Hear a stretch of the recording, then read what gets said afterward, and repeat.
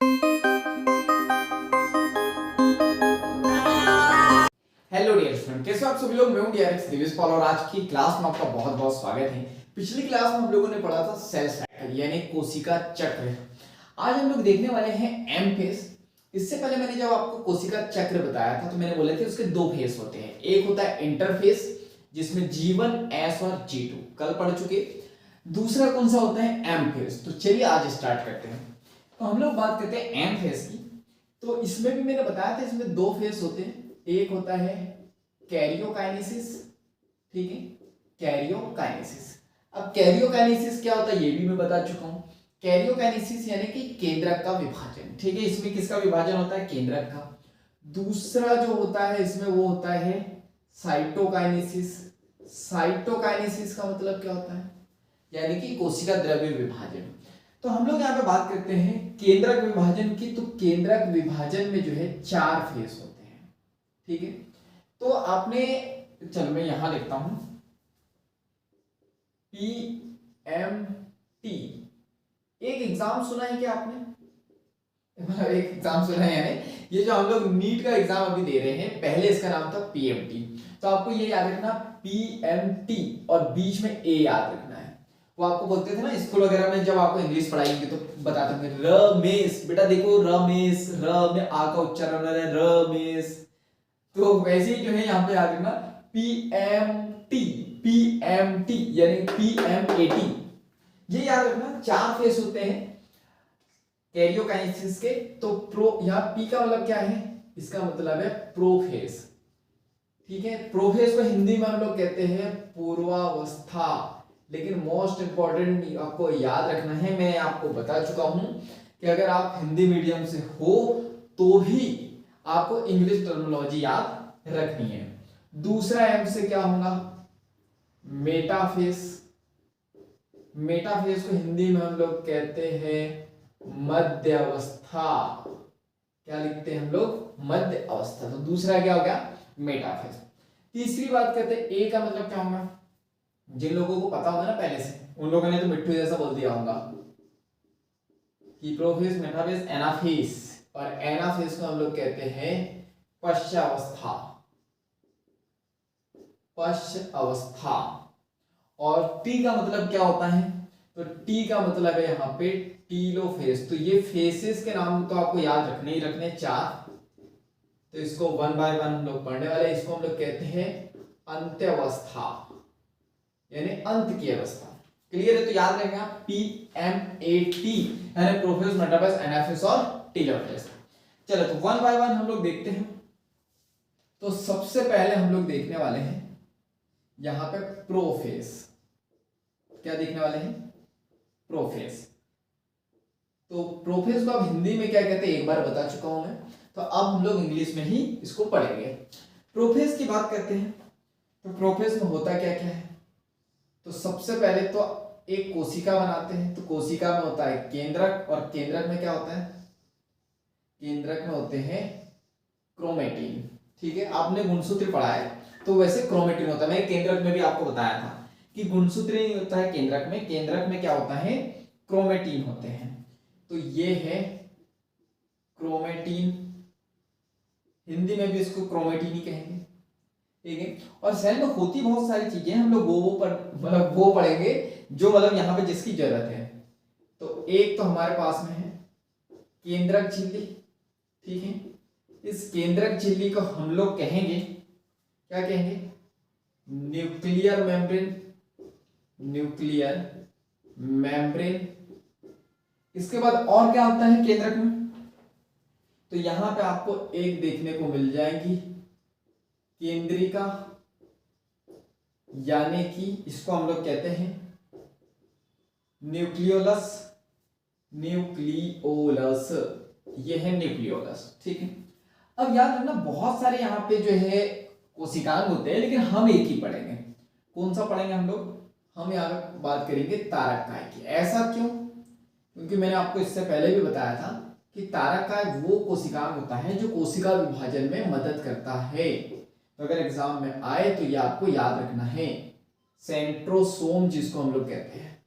तो इतनी चीजें याद रहेंगी। चलो नेक्स्ट देखते हैं हम लोग। आगे क्या होगा, तो इसके बाद जो होगा तो आगे प्रोसेस बढ़ेंगी,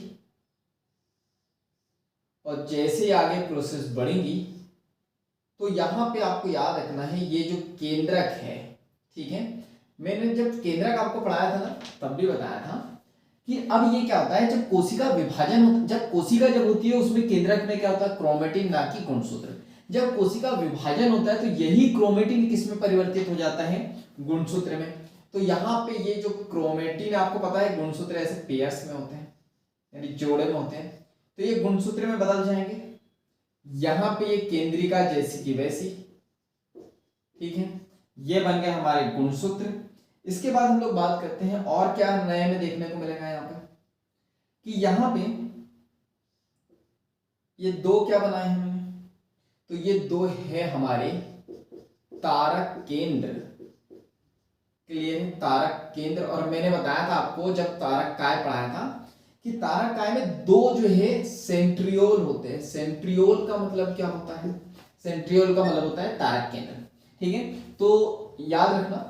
और इस ट्रिक को इसको हम लोग ट्रिक से पढ़ने वाले हैं, ठीक है, तो याद रखना जो कल मैंने पढ़ाया था सेल साइकिल वाली जो ट्रिक थी, ठीक है, वो गया था अपने मामा के यहाँ और मामा के घर गया था, चॉकलेट वगैरह खाई थी, ट्रेन से वापसी आ गया था। अब आगे की जर्नी उसकी स्टार्ट होने वाली है, तो वो ट्रिक आपको याद रहनी चाहिए। चलो तो हम लोग यहाँ पे बात करते हैं, दो तारक केंद्र हैं, ये कहाँ जा रहे हैं, ये विपरीत ध्रुवों की तरफ जा रहे हैं, ठीक है, ये क्या है, विपरीत ध्रुव या विपरीत पोल।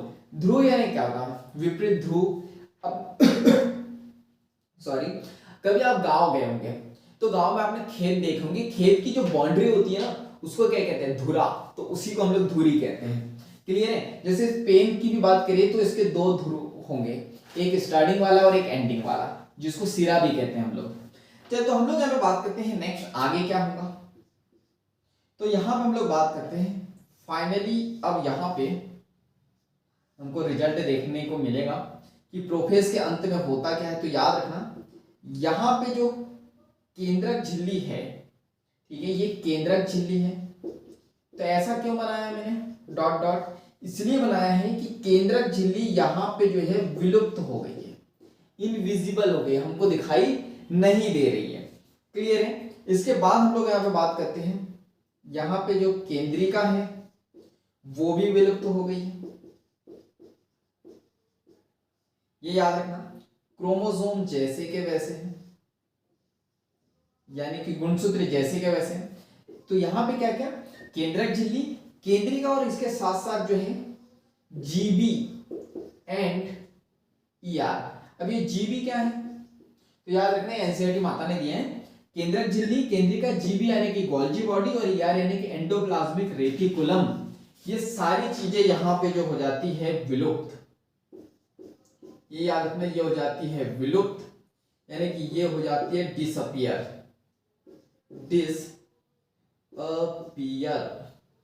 ये हो जाती है डिसअपियर यानी कि विलुप्त। तो ये याद रखना कि प्रोफेज के लास्ट में क्या होता है, केंद्रक झिल्ली, केंद्रिका, गोल्जी बॉडी और ईआर, मोस्ट इंपॉर्टेंट, कई बार क्वेश्चन आ चुका है, ये हो जाते हैं विलुप्त। और यहाँ पे ये जो मैंने बोला था अपोजिट जो पोल है, यहाँ पे जो है क्या हुआ है, ये विपरीत ध्रुव की तरफ जा रहे थे, तो यहाँ पे जो तारक केंद्र है, तारक केंद्र, इन्होंने क्या बना लिया है, इन्होंने बना लिया है तर्कुतंतु, ठीक है, मोस्ट इंपॉर्टेंट आपको याद रखना है, तर्कुतंतु यानी कि इसको हम लोग कहते हैं स्पिंडल फाइबर्स। इन्होंने स्पिंडल फाइबर्स का क्या कर लिया है, निर्माण कर लिया है, किसने, देखो तारक काय ने क्या बनाया, तारक केंद्र, तारक केंद्र जैसे विपरीत ध्रुव पे पहुंचे हैं इन्होंने ये बना लिया है, ये क्या है, ये तर्कुतंतु है, स्पिंडल फाइबर। इनका काम क्या है, इन गुणसूत्रों को पकड़ने का काम है, आगे हम लोग देखेंगे। इसके बाद हम लोग यहाँ पे बात करते हैं नेक्स्ट, तो यहाँ पे कुछ चीजें आपको याद रखनी है, सो इसको हम लोग थोड़ा सा टर्न करते हैं और इसने कर दिया है निर्माण।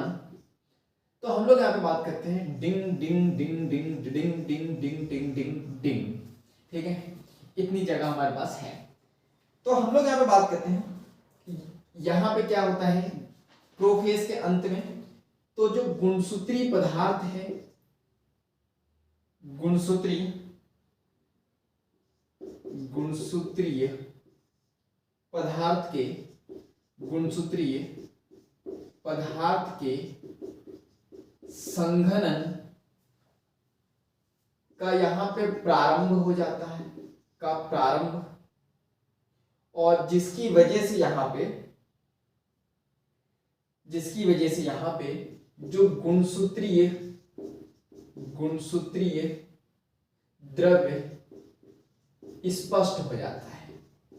तो आपको ये याद रखना, ये थ्योरिटिकल है, जो एनसीईआरटी मातन दिया है, गुणसूत्रीय पदार्थ के संघनन का प्रारंभ हो जाता है। देखो संघनन का मतलब क्या होता है, तो यहाँ पे कभी पानी उबाला है आपने, पानी की बात करें तो, या चाय बनाई होगी, तो जब चाय बनाते वक्त आप पानी ज्यादा रखते हो, लेकिन धीरे धीरे वो वेपर के रूप में उड़ जाता है, और जो पानी है, जो चाय है, पहले पतली थी, अब हो जाती है गाढ़ी, लेकिन हो जाती है कम। उसी प्रकार ये जो क्रोमेटिन ये बहुत फैले थे, बहुत सारे थे, लेकिन ये कंडेंस होके, संघनन होके ये जो छोटे रूप में बन गया, जिसको हम लोगों ने गुणसूत्र बोला है। तो गुणसूत्रीय पदार्थ के संघनन का यहाँ पे प्रारंभ हो जाता है। और आपको याद रखना है, आपसे पूछा जाएगा कि यहाँ पे प्रोफेस की पहचान क्या है, तो यही जो है प्रोफेस की पहचान है। क्या है ये? प्रोफेस की पहचान। आपको कैसे पता चलेगा कि प्रोफेस स्टार्ट हो गया है? तो वो ऐसे पता चलेगा कि गुणसूत्रीय पदार्थ जो है उसका संघनन प्रारंभ हो जाएगा, तो हम लोग समझ जाएंगे कि प्रोफेस शुरू हो चुका है। चलो नेक्स्ट आपको याद रखना है, यहाँ पे समसूत्री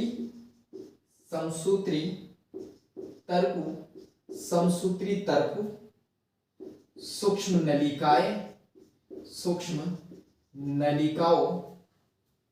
नलिकाओं के जमावड़े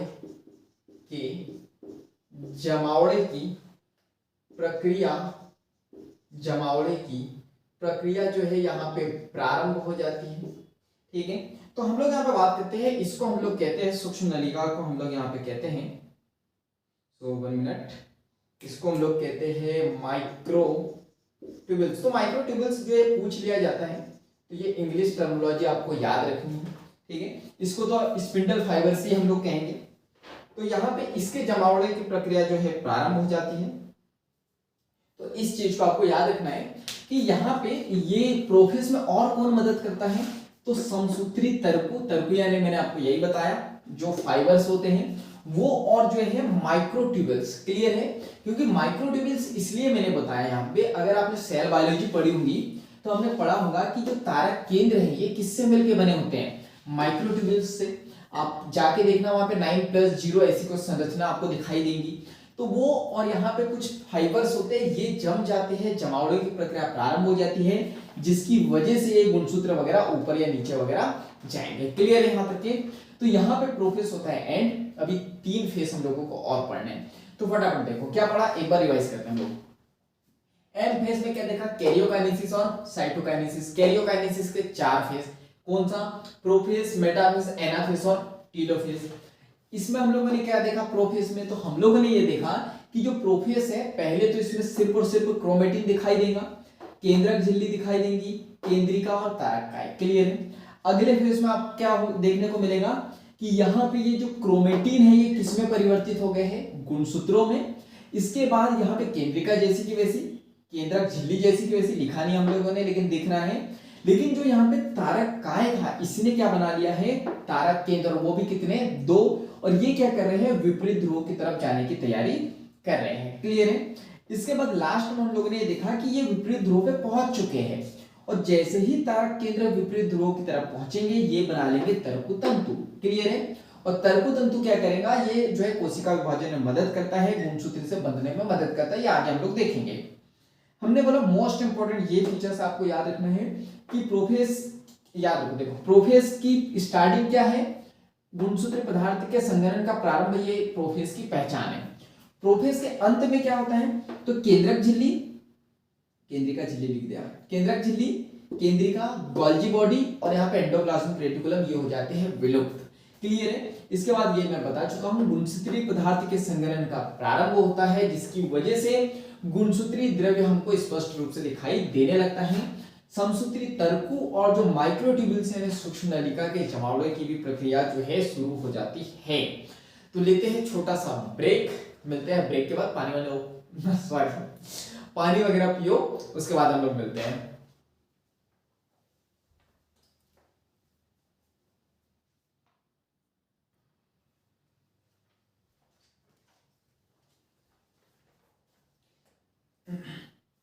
तो ब्रेक लेने से पहले एक चीज बताना मैं भूल गया आपको, ट्रिक मोस्ट इंपॉर्टेंट है। ट्रिक के द्वारा हम लोग बहुत इजीली इसको याद रख सकते हैं। तो पहले ट्रिक देखते हैं, उसके बाद ब्रेक लेंगे। देखो तो हम लोगों ने कल देखा था कि एक छोटा सा बेचारा नन्ना मुन्ना सा बच्चा था, ये जो है बहुत सुंदर सा, ये कहाँ गया था? अपने मामा के घर। ठीक है, मामा के घर गया था, ट्रेन से गया था, तैयारी वगैरह की थी इसने, और वहां पे जाके ये इसको एक और जो है इसके मामा का लड़का मिल गया था। दो चॉकलेट नहीं बांटी थी, लेकिन इसने क्या किया था? पलंग बांट लिया था। फिर रिटर्न आए थे ट्रेन से, ठीक है, बहुत सारे लोग आ गए थे, पैसा वैसा दिया, इसको प्रोटीन वगैरह बनाया। क्लियर है? अब इसके बाद हम लोग देखते, चलो और भी अच्छे से बता देता हूँ जो लोग नहीं आए थे। पहले की कहानी है कि ये लड़का है, हमारे पास में 3 फेस है, हम लोगों ने पढ़ा था G1, S और G2। क्लियर है? तो हमने बोला ना जीवन यानी कि ये अपने मामा के घर गया, ट्रेन से गया, तो निर्णय लेगा, ये तैयारी करेगा, प्रोटीन लिपिड यानी नमकीन आलू चिप्स जो भी बनाना है वो बनाएगा, फिर ये चले जाएगा मामा के घर। मामा के घर यानी कि एस फेस, मामा के घर ये 1 से 2 हो जाते हैं, डीएनए का डुप्लीकेशन हो जाता है, और गुणसूत्र का डिवीजन नहीं होता है, यानी चॉकलेट का डिवीजन नहीं होता है, कारक काय का डिवीजन हो जाता है, विभाजन हो जाता है। इसका मतलब कि पलंग का विभाजन हो जाता है। इसके बाद यहाँ पे आता है आपका G2 फेज। जब रिटर्न आ रहे थे तो बहुत सारे लोग जमा हो गए थे, यानी बहुत सारे कोशिकांगों का निर्माण हो गया था, इसकी वृद्धि हो गई थी, नानी ने पापड़ चिप्स बना दिए थे, यानी कि प्रोटीन की फिर से जो है यहाँ पे सिंथेसिस हो गई थी, प्रोटीन फिर से बन गया था। ये कहानी थी। क्लियर है? अब याद रखना ये मामा के घर से रिटर्न आ गया है।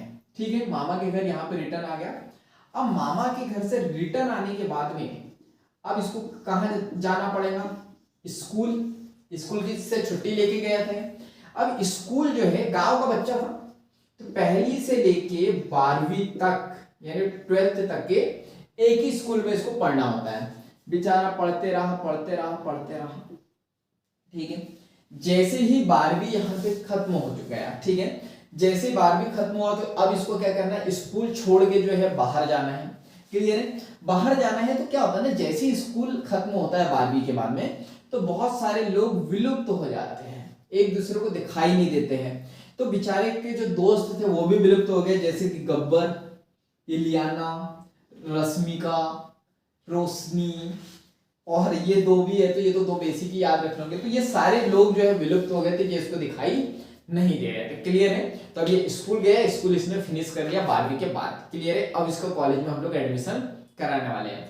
तो मैं करता हूँ इसको रफ, जब तक कि लेते हैं छोटा सा ब्रेक, उसके बाद मिलते हैं।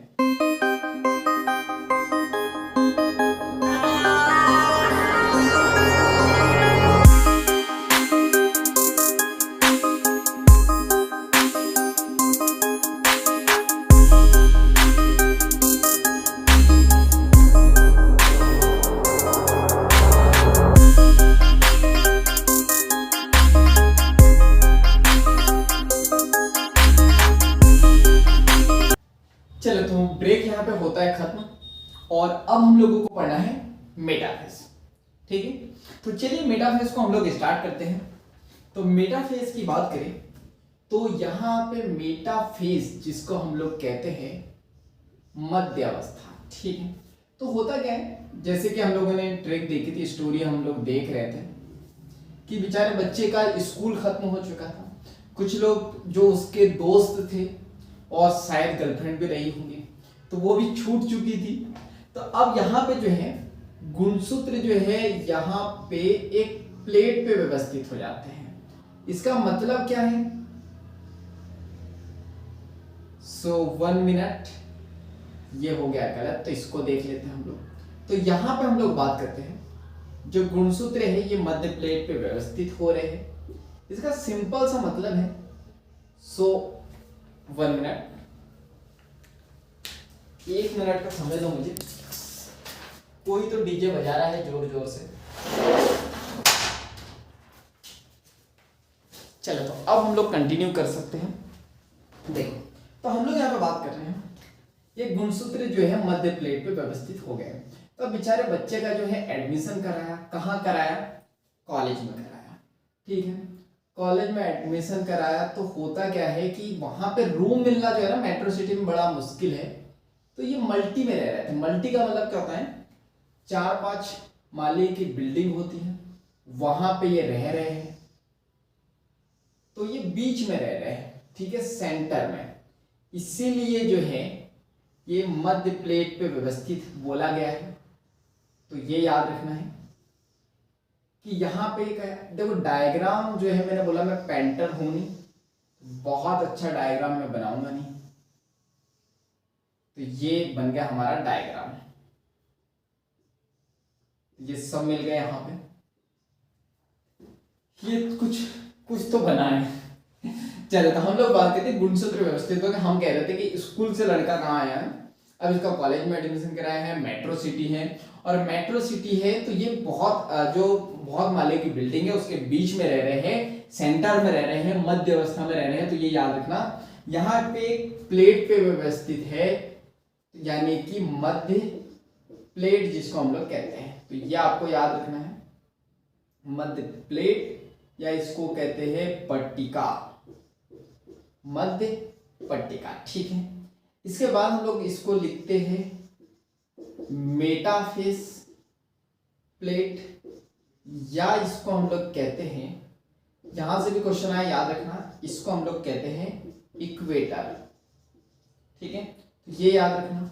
तो ये जो है स्टोरी साथ में लेके चल रहा हूं मैं, ये याद रखना। लड़का जो है कॉलेज लाइफ में आया है, अब वो कहाँ रह रहा है, मल्टी में रह रहा है, बीच में रह रहा है, बीच वाले माले में, यानी कि मध्य प्लेट में जो है व्यवस्थित है। और इसके बाद अब नीचे पैदल जाना बड़ा मेहनत का काम है, तो जो है ना सीढ़ी रहती है, जिसको हम लोग कहते हैं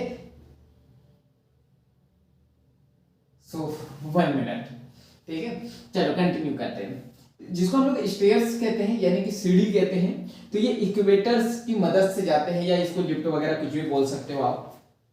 इसके बाद हम लोग यहाँ पे बात करते हैं, तो यहाँ पे जो है, यहाँ पे इसका एक दोस्त भी साथ में रहता है, क्योंकि अकेला तो नहीं रह सकता ना पूरी बिल्डिंग में।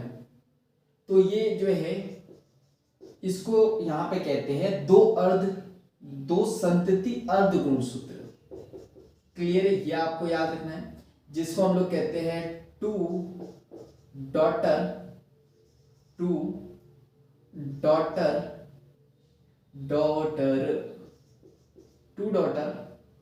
क्रोमेटिड।